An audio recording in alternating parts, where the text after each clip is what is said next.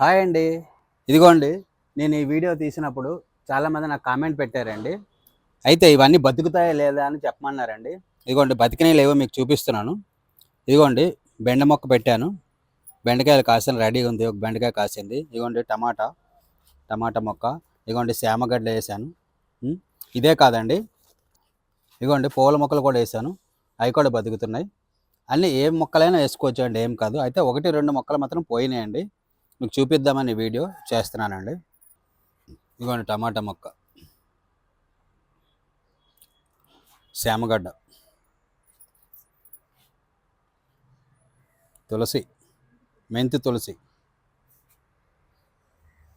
ఇలా రకరకాల ఏ మొక్కలైనా మనం వేసుకోవచ్చు అండి. అంటే డౌట్ పడ్డారు కాబట్టి మీకు చూపిస్తున్నాను.